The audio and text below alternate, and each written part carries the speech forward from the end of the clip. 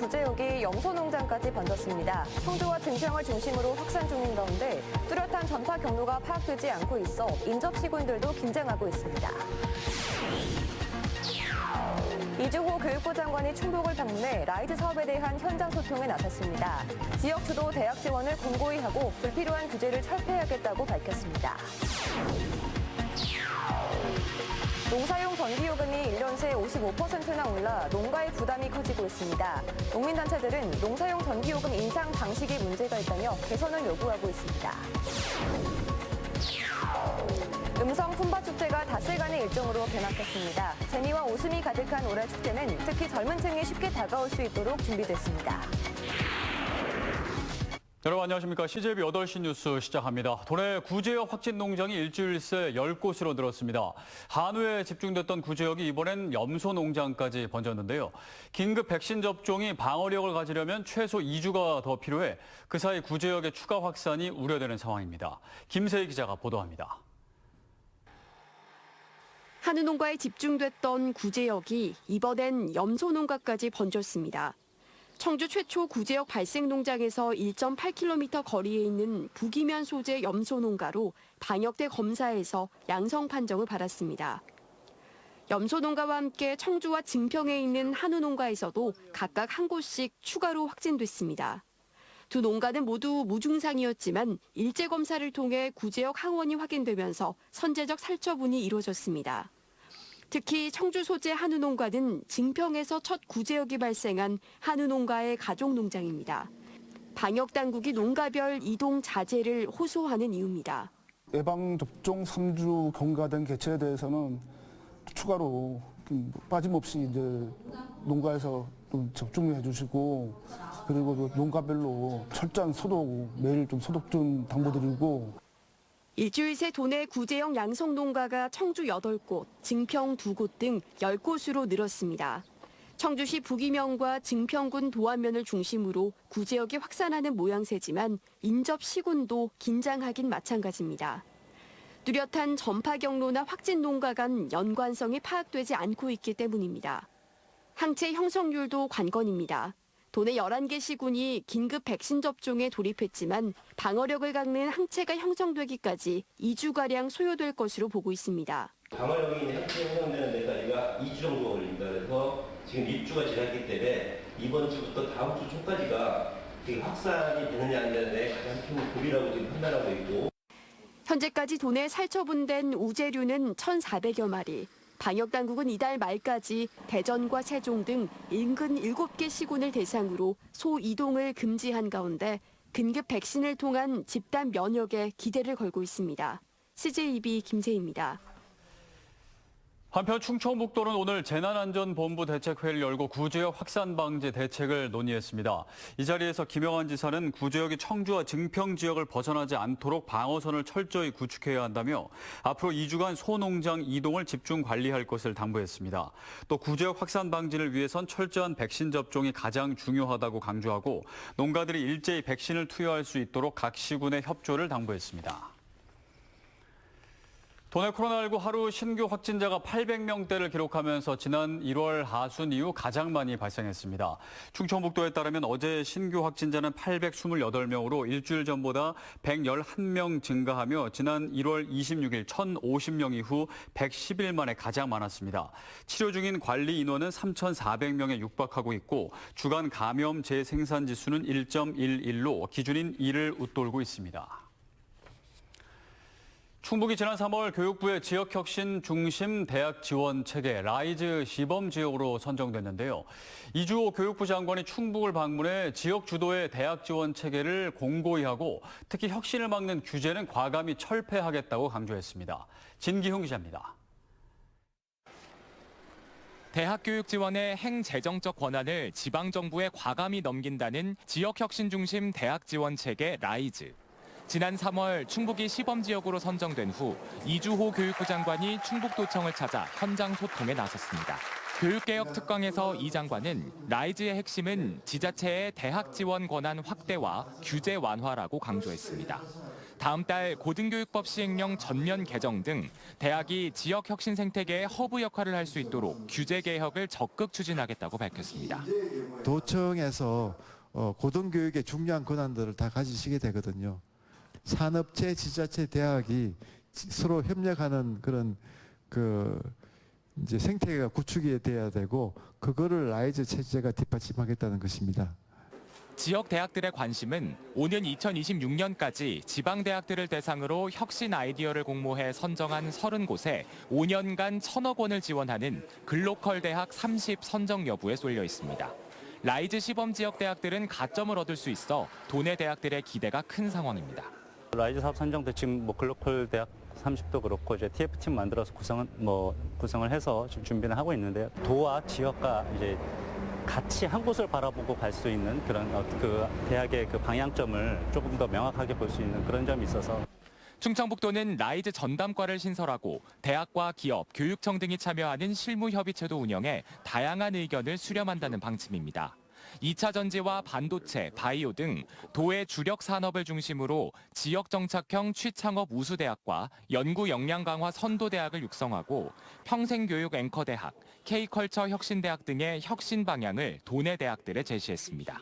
어떤 분야를 특성화시키겠다라는 전략을 제출해라 해서 저희가 지금 받고 있는데요. 도정 정책 방향에 맞는 거를 잘 평가해서 대학을 차등 지원할. 라이즈 시범 사업에 선정된 충청북도에는 연간 1,000억 원 이상의 교육부 예산이 지원돼 지역 대학 육성의 중책을 맡게 됩니다. CJB 진기훈입니다. 정부가 전기요금 인상을 결정하면서 농민들의 부담이 커지고 있습니다. 농사용 전기가 1년 새 55%나 올랐다고 하는데 농민단체 등은 현행 전기요금 인상 방식에 문제가 있다며 반발하고 있습니다. 장원석 기자입니다. 샐러드형 채소를 수경 재배하는 청주의 한 농가는 농사용 전기의 요금 폭탄을 걱정하고 있습니다. 쌈 채소류를 기르려면 하루 24시간 전기로 지하수의 순환과 온도를 조절하고 공기 순환 장치도 가동해야 하기 때문입니다. 지난달 이 농가의 시설하우스 한개동의 전기요금은 40만 원 선으로 1년 새 50% 이상 올랐습니다. 그런데 추가 인상 소식에 한숨이 나올 수밖에 없습니다. 너무 비용이 많이 나오다 보니까 안 할 수는 없고 그러다 보니까 이제 다른 부분에서 저희들이 세이브할 것을 찾아 나가는 약간 저희 인건비가 줄어든다든지 그런 노동을 더 한다든지. 농사용 전기는 올해 2분기 1kW 시당 2.7원, 단계적으로 3년간 가정용 전기와 같은 1kW 시당 8원이 오릅니다. 정부는 전력의 용도와 상관없이 정액 인상 방식을 선택했습니다. 여기에 지난해 농사용 전기의 인상 부담 완화를 위해 오는 2025년까지 1kW 시당 11.4원을 분할 적용하기로 했던 인상 누적금까지 합산할 경우 앞으로 2년간 6.5원과 6.4원이 각각 오르게 됩니다. 일반 전기보다 높은 인상률을 기록하게 되자 농민단체들은 제도 개선을 요구하고 있습니다. 종별 전기요금을 매번 정액 인상함으로써 기준 가격이 상대적으로 낮은 농사용 전기요금의 인상률을 사실상 더 높게 책정하는 등 농가 부담을 가중시키고 있습니다. 농사용 전기요금 인상 방식을 정액제에서 정률제로 변경할 필요가 있습니다. 이 밖에도 농민들은 영세농 에너지 바우처와 요금 인상분 차액 지원 제도 도입을 요구하고 있습니다. CJB 장원석입니다. 도내 과수화상병 발생지가 6농가로 늘었습니다. 충청북도는 충주 신림현의 한 농가에서 과수화상병 감염이 확인됨에 따라 사과나무 85그루에 대해 모두 매몰 처분했습니다. 도내에선 지난 9일 이후 충주 5농가, 진천 1개 농가에서 과수화상병이 발생해 1.9헥타르가 피해를 입었습니다. 지역 부동산 시장에 대한 소비자 심리가 호전되고 있다는 지표가 또 나왔습니다. 국토연구원 부동산시장 연구센터에 따르면 지난달 충북 지역 주택 매매 시장 소비자 심리지수는 116으로 18.1포인트 급상승하며 전국 최대 상승폭을 기록했습니다. 이 지수는 100보다 클수록 가격 상승이나 거래가 증가한다는 응답자가 많다는 뜻입니다.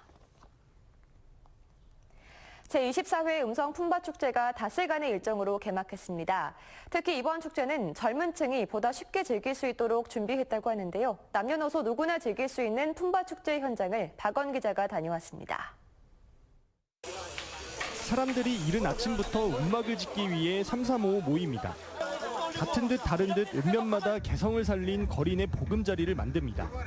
예전 거린들이 생활했던 그 방식 그대로입니다. 지금 여기 시설이 좀 덜 된 부분이 있는데 재래실, 화장실이라든지 이런 부분들 좀 지려고 하고 있습니다. 축제장 한가운데에서는 거지 옷을 입은 대학생들이 현란한 율동을 선보입니다. 올해 품바축제는 젊은 층도 쉽게 다가올 수 있도록 꾸몄습니다. 플래시몹이라고 해서 어르신들과 함께 아니면 축제 즐기는 사람들과 함께 같이 춤을 추고 즐기는 품바축제 무대는 크게 3곳으로 나뉩니다. 메인 무대와 천변 무대, MG존으로 품바와 예술단 공연, 버스킹과 랩 등 다양한 장르를 선보입니다. 하도 재밌어서 저희 충북역에서 왔어요. 구경하러 놀 겸 다른 일선 다 바쁜데 놔두고 아침에 일찍 집에서 7시에 출발해서 2023 문화체육관광부 지정축제이자 충청북도 최우수 축제로 선정된 만큼 남녀노소 누구나 어우러질 수 있는 음성 품바축제. 정말 부담이 없는 축제, 누구나 와서 체험하고 즐기다 가시면 되는 그런 축제입니다. 그런 축제니까 많이 관람해 주시기 부탁드립니다. 이번 품바축제는 음성군 설성공원 일원에서 오는 21일까지 닷새간 계속됩니다. CJB 박원입니다. 일제시대에 건립돼 지금은 문석으로 사용되고 있는 도청의 산업장려관이 도민에게 개방됐습니다. 국가지정 등록문화재인 만큼 당시 건축 양식은 살려두고 언제든 들러 쉴 수 있는 카페와 작은 미술관도 갖췄다고 합니다. 조윤관 기자입니다. 일제강점기인 1936년 건립돼 물산 장려를 위한 상품들이 전시됐던 산업장려관. 해방 후 충북경찰청과 도청 사무실, 민원실을 거쳐 현재는 문서 수장고로 사용되었습니다. 철제 셔터가 굳게 닫혀 일반인의 접근이 차단됐던 산업장려관이 도민에게 개방됐습니다. 셋! 자, 여러분께서 큰 박수 보내주시면 감사하겠습니다. 천장이 높은 1층 카페에는 원형 무대와 빔 프로젝트, DJ 박스 시스템이 갖춰져 소규모 회의나 토크 콘서트도 열 수 있습니다. 2층은 87년 역사의 흔적을 고스란히 살렸습니다. 못을 박아 나무 쫄대를 세우고 널판지를 대거나 회반죽을 바른 평벽 목 구조물 내부가 그대로 드러납니다. 부서진 벽면에서는 수몰민들의 애환이 담긴 음성이 흘러나오고 작은 느티나무 화단도 조성됐습니다. 해방전인 1940년대 전시 공채와 1980년대 타작이, 현재 직인에 해당하는 공인 등이 전시된 안쪽 공간은 작은 미술관으로 활용됩니다. 시청, 도청 이러면은 조금 이제 관문이 높다고 이렇게 생각을 하는데 이렇게 카페 같은 걸로 좀 오픈이 되면 시민들한테 조금 더 가깝게. 문을 여는 것이 중요하다고 생각했습니다. 문을 열어서 과거를 기억하고 그리고 미래를 상상할 수 있는 장소로 만들려고 했고요. 옥상 정원과 도청 정문 앞 잔디광장을 조성하고 있는 충청북도는 상당공원을 잇는 시티파크를 구상하고 있습니다. 상당공원을 포함한 이 지역이 녹지로 바뀌게 되면서 이 지역은 구도심의 문화의 바다 공간으로 바뀌어 나갈 것으로 확신하고 있습니다. 충청북도는 건물 외벽을 감싸고 있는 드라이비트를 걷어내는 원형 복원 작업을 내년까지 마무리할 계획입니다. CJB 조윤광입니다.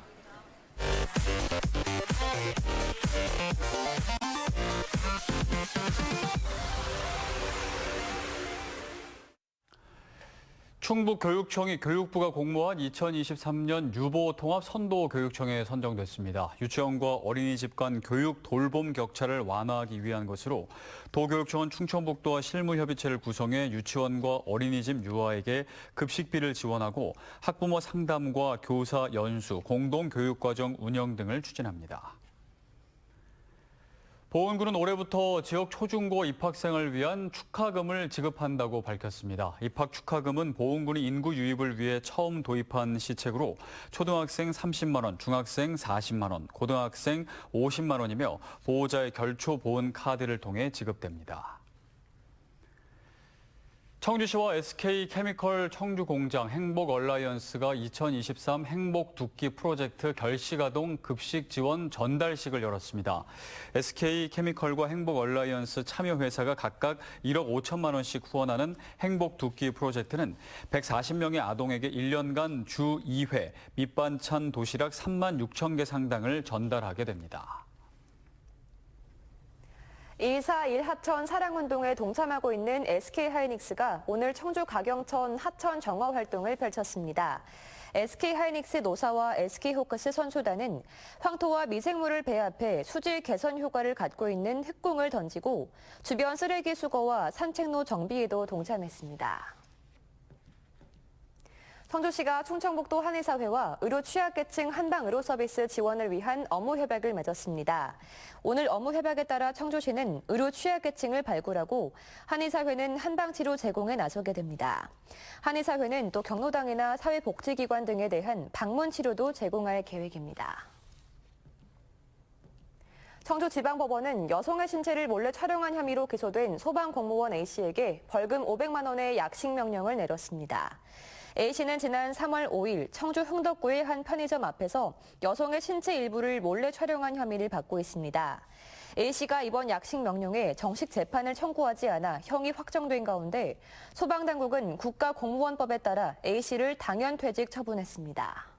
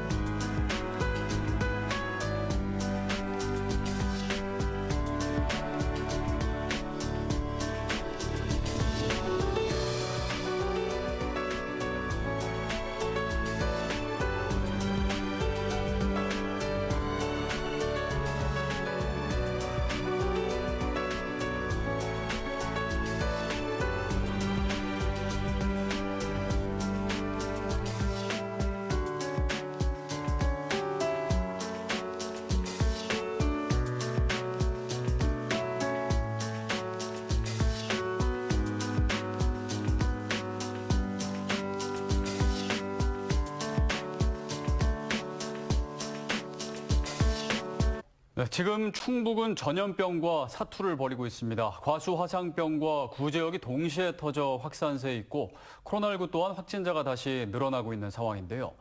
충청북도의 방역 역량이 시험대에 올랐습니다. 선제적이고 빈틈없는 대응이 필요합니다. CJB 8시 뉴스를 모두 마칩니다. 함께해 주신 여러분 고맙습니다.